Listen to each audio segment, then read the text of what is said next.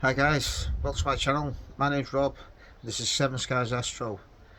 Today I'm going to talk about my capture of IFN, Integrated Flux Nebula.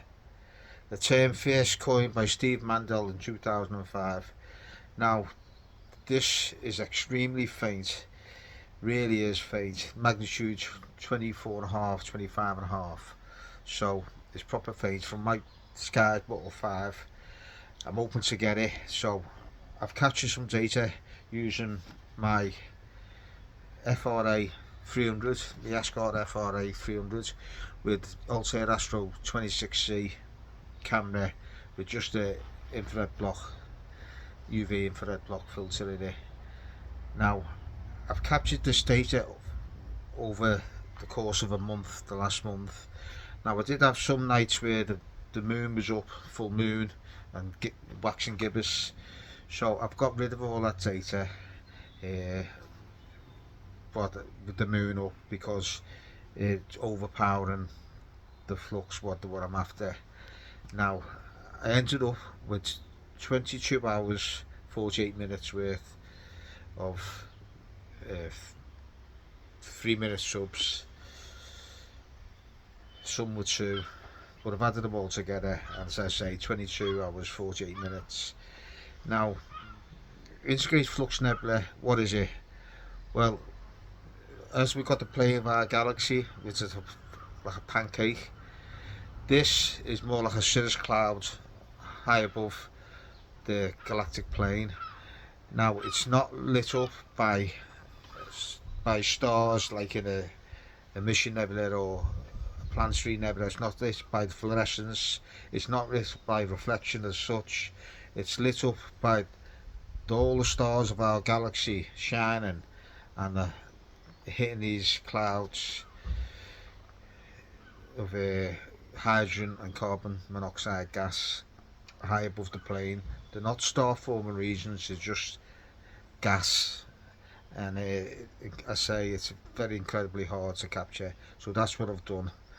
Um, so I'm going to get onto the Pixin site and show you how I processed it. I will include the data as always for you to have a mess with and play around with and see what you can do. Um, so I'll get onto it and I'll get back to you in a second.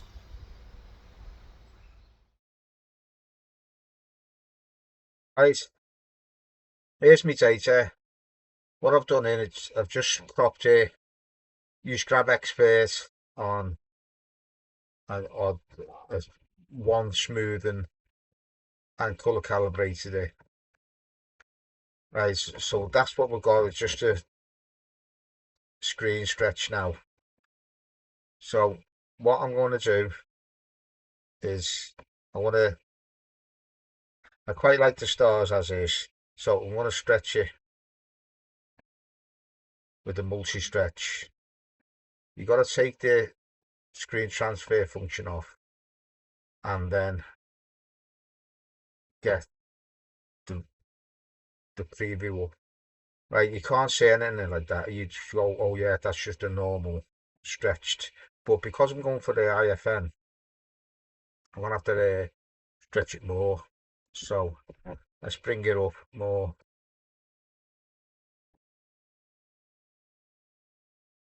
And so I think round about that, maybe a little bit bright. Let's press the dynamic range so it's not so.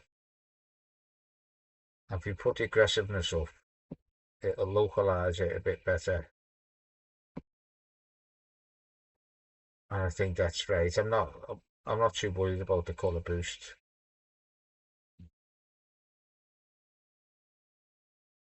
Scale separation, I don't really see it doing much of anything, that to be honest. So I'm gonna go with that. Just stretch it. To be fair, I'm not too worried about the colour because the colour is information there. So it may look a bit iffy at the minute. So what I'm gonna do is take out the stars now. It's been stretched so it can be unscreened. I'm going to just take them out quickly, and then once they're out I can concentrate on bringing out the flux. As I say, I'm going to totally desaturate it, because when you're hyper stretching like this with fine detail, sometimes you can get all blotches everywhere, you know, of colour, and it just doesn't look right. I've seen them before, I think it doesn't look very nice. So there's the stars there. I've just closed them and put them out there. Right, star exterminated there. Just check the histogram on that image 01. Yeah, it's pretty, looks like it's clipping a little bit there.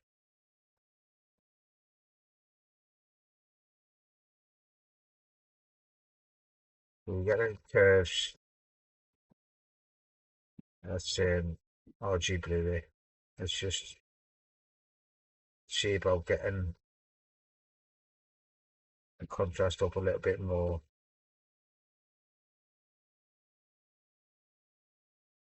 We've got to be careful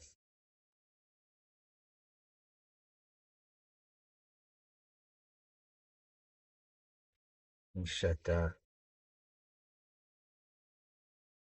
and get up just a little touch.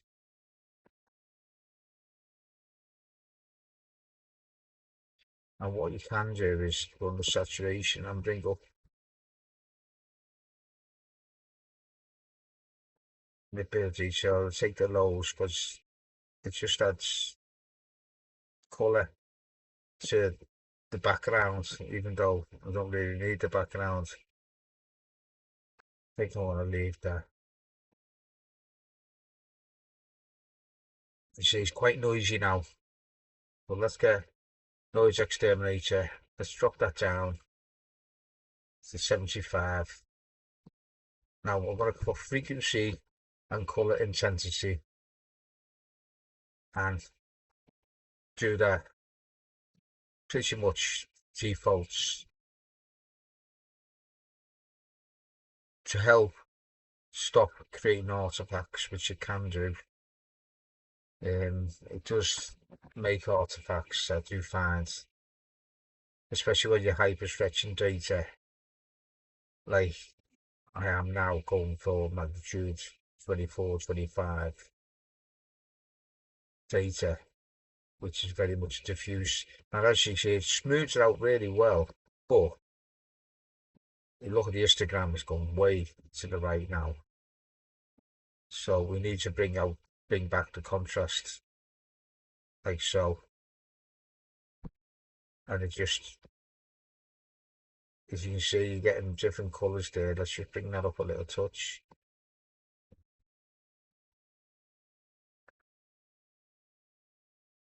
And that's obviously clipping, so we're not going to do that. Let's get back onto the curves. Let's see if we can just bring that.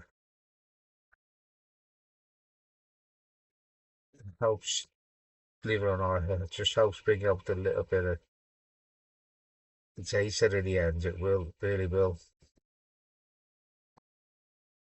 It looks at a bit of a mess at the minute. Bring the contrast up a little bit. A little bit of a mess at the minute, because you got all these colours a little bit hyper stretched.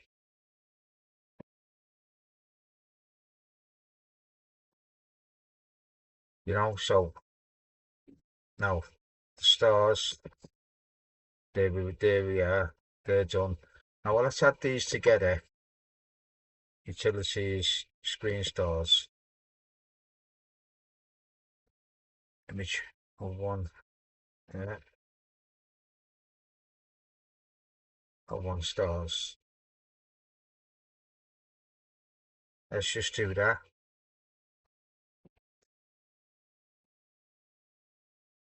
up and down. Let's bring you up a little bit. Nice. I say we've got quite a lot of saturation there. I'm going to take that saturation down. Oh, we need to do that.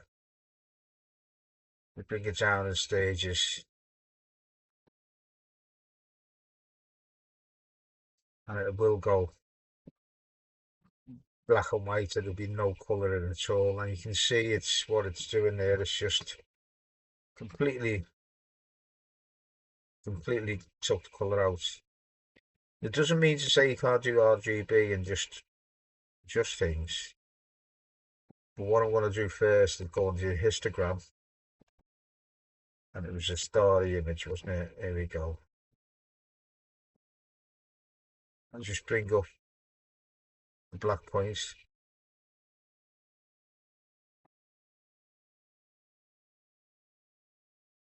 Now what I wanted to do is do a little bit on this galaxy here. So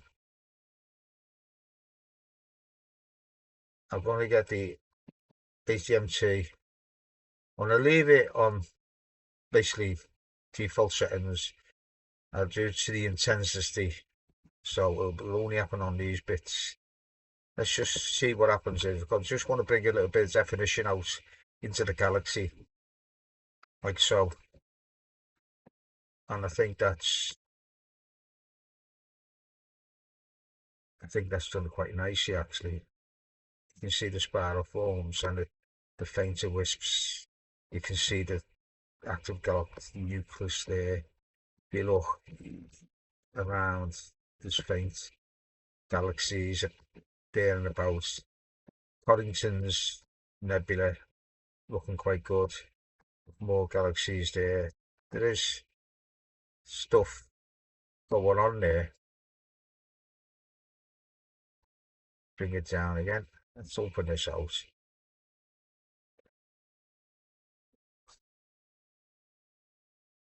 And I think that's looking really nice. What we can do is just add a little bit more curves to it.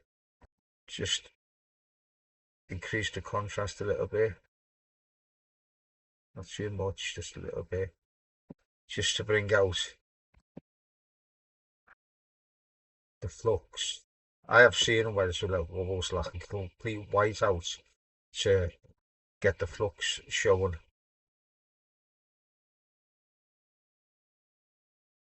Let's just bring that down a little bit. I just increase the contrast. As you can see, it's just right now flux up a little bit. You go so careful not to, because I think that's just going a little bit too much there. Let's take the highs down.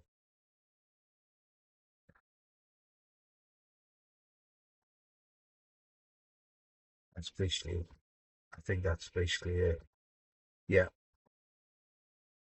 And that little bitty noise, take that right down again.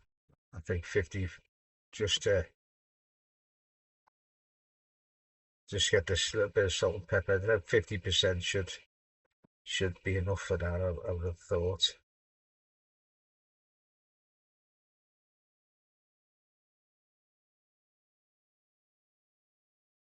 You've got to have a little bit of noise, otherwise it looks plastic. I suppose the word's for it, plastic. So I think this is probably the last bit I'll do. And just took that down, that bit, because you don't look at it like that, you look at it more like this. And as you say, if you do that, just keep an eye on the Instagram story. It's just because it does tend to push it up a little bit. If you look at what I'm clipping there, there's 12,000 pixels, which is not a lot. No, 1,000 shouldn't. Like fair, yeah. as percentage is very nothing, but it's not losing. And I think I've got the most data, image data out of that now.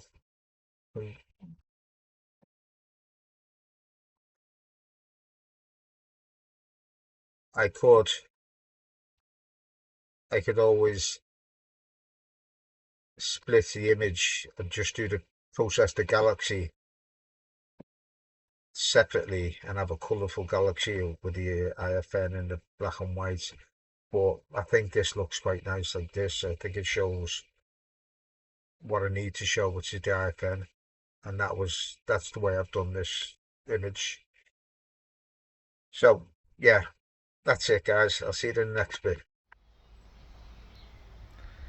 And that's it, guys. The video's done. I think it's really, it was difficult to capture. It took a lot of hours. When the M81, M82 pretty much overhead as well. So that's what I got most of my data. But I'd say it is possible. Please let me know in the comments if you've captured it or tried to capture it in what portal. It would be interesting to find out. And please like and subscribe if you can, and leave a comment, because it really does help with the YouTube algorithms. Otherwise nobody see it. So that's what it is. Hopefully I'll get you back to you in another video soon, because I've got 2 rigs set up, 2 piers set up now, so I can just jump on the telescopes and have a go. I did capture an image of a couple of galaxies with the new Ashkar 120, so yeah, I'm looking forward to getting more data on that, but I've been a bit preoccupied with this one. So until the next one, guys, be safe, be well, and clear skies.